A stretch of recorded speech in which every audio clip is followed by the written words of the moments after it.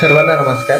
मी रोहन घुगे, मुख्य कार्यकारी अधिकारी, जिल्हा परिषद ठाणे. जिल्हा परिषदेची शाळा या 16 जून पासून सुरू होत आहे. आपल्या सर्वांना असं आव्हान असेल की जास्तीत जास्त संख्येने आपण जिल्हा परिषदेच्या शाळांमध्ये ॲडमिशन घ्यावं. येत्या सत्रापासून आपला जो अभ्यासक्रम असणार आहे तो CBSEच्या धर्तीवरती अभ्यासक्रम असल्यामुळे स्पर्धा परीक्षांच्या आणि CBSEच्या धर्तीवरती असणाऱ्या सर्वच परीक्षांमध्ये उत्तीर्ण होण्यासाठी आणि विद्यार्थ्यांचा गुणवत्ता विकास करण्यासाठी आपण आणखी जोमाने प्रयत्न करणार आहोत.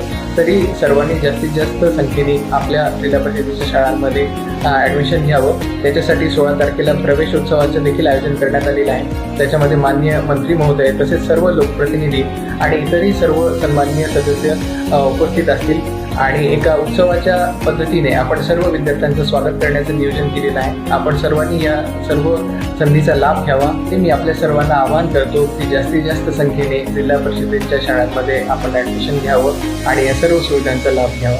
धन्यवाद. सर्वांना नमस्कार. मी बाळासाहेब राक्षे, शिक्षणाधिकारी प्राथमिक, जिल्हा परिषद ठाणे.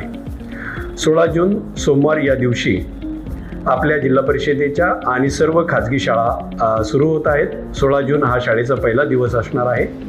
या निमित्ताने शाळा प्रवेशोत्सवाचं आयोजन शाळा स्तरावर करण्यात आलेलं आहे. या दिवशी सर्व सन्माननीय लोकप्रतिनिधी, मंत्री महोदय, त्याचप्रमाणे सर्व सन्माननीय अधिकारी शाळांना भेट देणार आहेत आणि विद्यार्थ्यांच्या प्रवेशोत्सवामध्ये सहभागी होणार आहेत. शाळांच्या प्रवेशोत्सवामध्ये सर्व विद्यार्थ्यांना नवीन गणवेश, नवीन पाठ्यपुस्तकं, गुलाबपुष्प आणि गोड मध्यान्ह भोजन देऊन प्रवेशोत्सवाचा कार्यक्रम साजरा होणार आहे. विद्यार्थ्यांना दर्जेदार सुविधा उपलब्ध करून देण्यासाठी ठाणे जिल्हा परिषद प्रयत्नशील आहे.